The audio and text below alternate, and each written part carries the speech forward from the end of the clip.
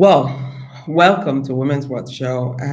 First of all, if you know about colorism, can you raise your hand up? Do you know about colorism? Have you ever experienced colorism? Do you know somebody who have experienced colorism? Have you even ever heard of the word colorism? Welcome to Women's World Show. My name is Clara Chizoba Kronberg, and today we will be talking about colorism. Do you know the word colorism?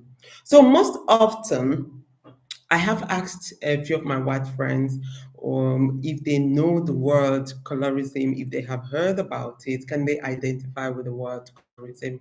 Most of them, they don't know about it. So we had to go into conversation. So I have been seeing a lot of amazing work online as well that have really highlighted about this. But still, I think the advocacy, we need to do more. I think we need to talk more about it, to raise more awareness, to actually educate people about it. Well, first of all, according to Wikipedia, colorism is discrimination based on skin color, also known as colorism. Shadeism is a form of prejudice or discrimination in which people who share similar ethnicity traits or perceived race are treated differently based on the social implications that comes with the cultural meanings that are attached to skin color. This is a long grammar, but let me simply put it that colorism is actually discrimination within people of the same race, ethnicity, and culture.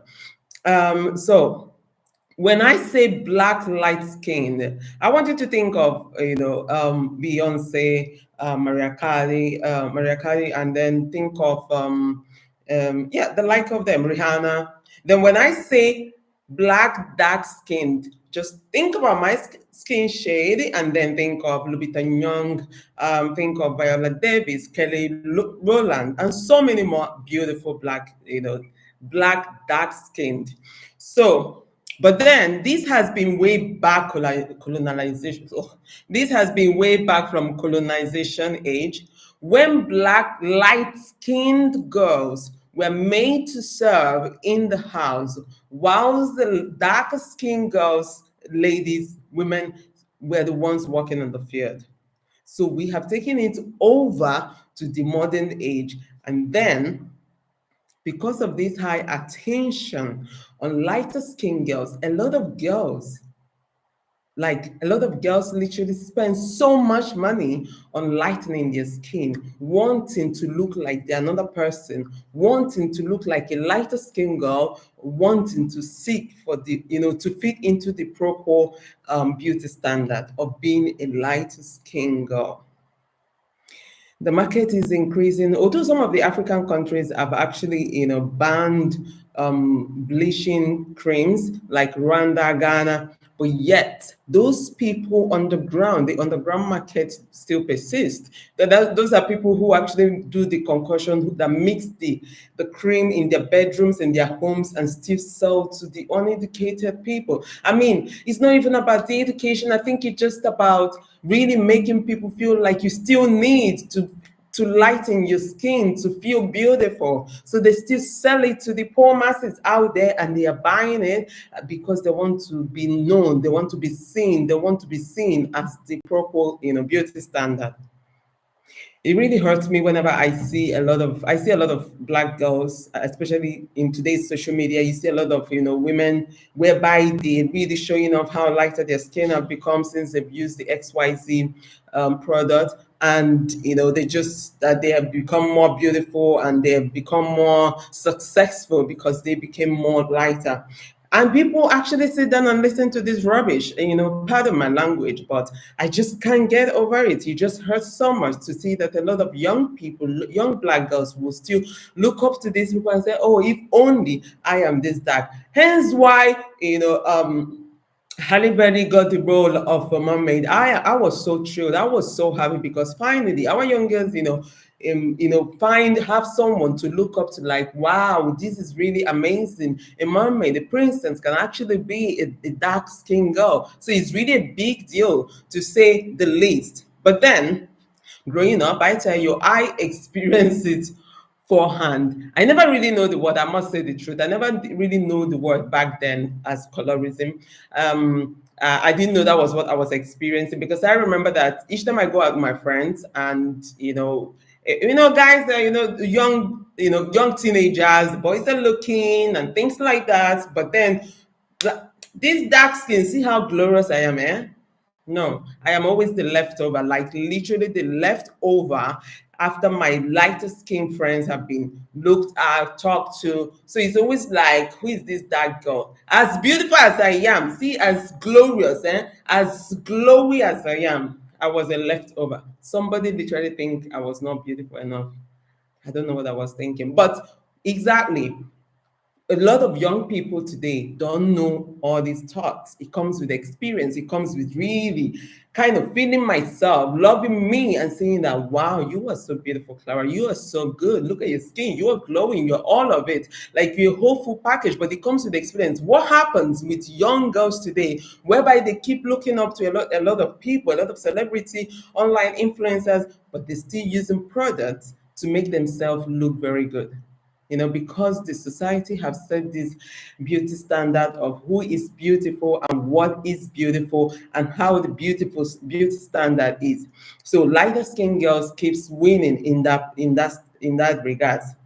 You know, I was listening to BBC where Kelly Rowland is funny how as beautiful as Kelly Rowland is, yes. Then she was doing this interview with in BBC where she was talking about her first time experiencing colorism. So she was dating a young boy. In her words, she said, that I had this little bull friend. That's what she said, and she said the grandmother of the boy compared her to the color of a paper bag. Can you imagine? Can you imagine, like, you are a color of a paper bag, and this grandmother said, my grandson cannot date you because you're too dark. You are a too dark chocolate for him. Can you imagine that expression? Can you imagine a young teenager being told that you are a color of a paper bag and that you're too dark of a chocolate, you're not sweet enough, you're not, like, that's the Danish word. I have Danish word in my mouth. Like, you're not too good enough for my child because you are dark skin. Can you imagine what damage that will do to a young growing teenager? The self-esteem, like how you have to work on yourself to really believe that you are good enough, you are beautiful enough, your color is good enough. And she actually said that she's always been referred to, the dark one in the group. Beyonce obviously is in the category of lighter, dark skin girls. So, and hence, of course, when dark skin girls, came out, Kerry Lowland was also featured in it, saying that your skin is diamond, that you should, you glow, you're just too beautiful. And, these thing colorism have been really, I think, honestly, I think 9 out of every black girl have experienced it, in my opinion, though. But if you have ever experienced or know someone who have experienced it, please let me know in the comment section, because I think that this is a thing that we should actually keep talking about.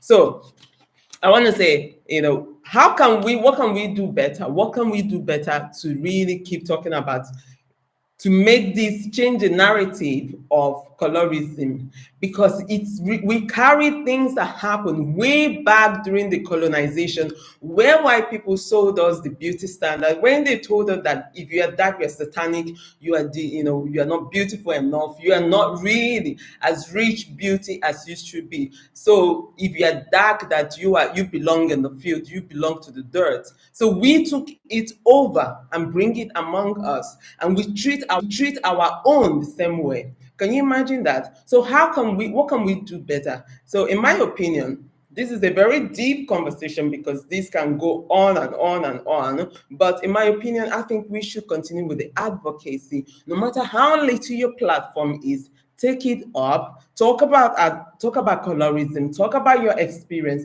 If you see people like me that have talked about it, leave your comment. What's your experience? Have you ever experienced colorism? Do you even know what it is? Do you have a friend who have experienced it? How did they handle it? How can we change the narrative?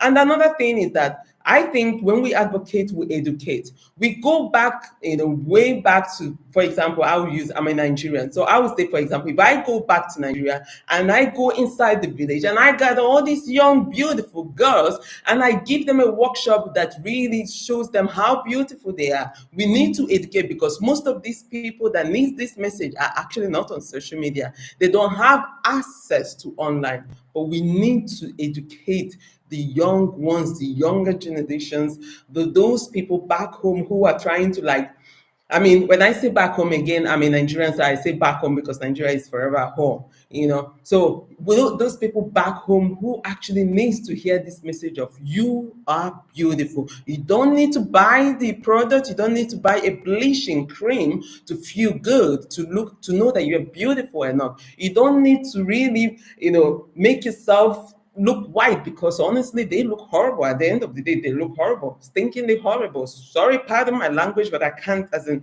this actually works me up. I think I'm triggered by I think I'm triggered by this topic, because I can't stand it, really. Okay, we need to educate, spread the word around, and then empower a young girl how beautiful she is. Show her how she can take care of her dark beautiful skin. You don't need so much. Oh, bless the soul of my mama, because she was the one, actually, she was so always saying, oh, Clara, you're so beautiful. Chizoba, she calls me by my local name, like, Chizoba, Zoba, you're so beautiful. Zoba, look at you. Hey, imagine, she would be speaking my language. Maka, you're just okay. See, my mom, that was how she was. And she would literally always, I remember there was a time, I must actually say this, there was a time I was in the boarding school, and then I used to use Vaseline. And then all of a sudden, because I was in boarding school, peer pressure, this, that,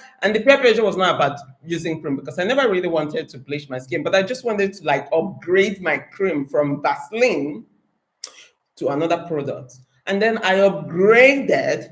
And I tell you, it took 3 times of using this cream, and I saw the change. I saw that my skin was kind of, automatically changing, and it was the bleaching cream. You will see it around your knuckles. You will see it. Like, I felt it. I saw it here. It was the first place where I started getting lighter, and I looked at the mirror. I was like, what's going on? It must be this cream. I went back to Vaseline immediately. And I told my mom, was like, please do not upgrade your cream. You have your skin, yes, and I tell you, bless her soul. She came to Denmark before she passed away. She came to Denmark, she came to visit me, and she was like, I am so proud you never bleached your skin. You are so beautiful. You are so beautiful. And I'm telling you that today, you are so beautiful. So for any young girl, we need to empower them with products that are really good. I am very open to actually partner with a lot of brands that sell really, really good products for dark skin girls. I am going to take it back to the village, back to Nigeria, to those people who actually need it, and empower them with it. This is the product. This is just rub again. Those days, Vaseline has always been like to go, or baby oil, just simple things like that. Moisturize, teach them how to just take care of their skin and let it glow naturally. You see, shea butter, we have things like that, natural beauty. Coconut, we're trying to upgrade from one thing to another, and then we end up using product that just destroys our skin, and that is not the beauty standard. Okay, I'm running out of time. But okay, I'm gonna quickly say this. Shout out to all the storytellers like Beverly Naya, whose documentary that made this documentary on that is called Skin. It's on Netflix. If you haven't watched it, I really highly recommend it. I think it was a very beautiful story. It shows you the inside of, I'm running out of time. It shows you the inside of, beauty, how colorism is, and it shows you the whitening cream, how the industry have really, how they actually promote this shit to people. Pardon my language again, but this is my platform. I can say that. So, how they actually promote this rubbish to a lot of young people and make them feel that you need to have a lighter skin, and how men really look at men, workplaces, a lot of different things. Again, I can say this because I, for one, have experienced it. I have experienced colorism in the high, as in high rate of it, but back then I actually didn't know that it was called colorism, and I think we can do better. It's first of all, as in, I will continue on this particular topic for a long, long time, as long as it can take, but and I will bring in a lot of people to come and talk about it. But honestly, I'm gonna leave today dropping a message saying, dear young girl, dear young dark skinned girl, you are so beautiful. This journey starts with self. This journey starts with, if you don't buy that bleaching cream, they will stop producing it. If you don't, if you love yourself enough, it does not really matter what they say. So it starts with self, it starts with you appreciating. Look at this gloriousness. Look, look, look, look. Look at this gloriousness, and somebody tell me that it's not beautiful. I don't know. Like this alone is luxury on its own. This skin alone is a luxury on its own without any other thing. I just don't know how somebody sold somebody. I don't know how they sell that product to you. But girl, you are so beautiful. You don't need those products to feel you're beautiful enough. Um, I want to believe that once we stop patronizing the bleaching cream industry, they will stop selling it. So I am going to continue on this topic. Ooh, it's past time, and thank you so much for tuning in today. I am really, really, I can feel that I am triggered by this topic because obviously I've really experienced it deep and I never really addressed it apparently, but it's something that we need to keep talking about, talk and really empower young people to love themselves as much as they can. Thank you so much for today. Remember to subscribe, click on that subscription button, send out, press on the notification bell to know when we go live. Share this video. It might really be what someone needs to get empowered. Sending you lots and lots of love. My name is Clara Chisabakramberg, and I will see you soon again.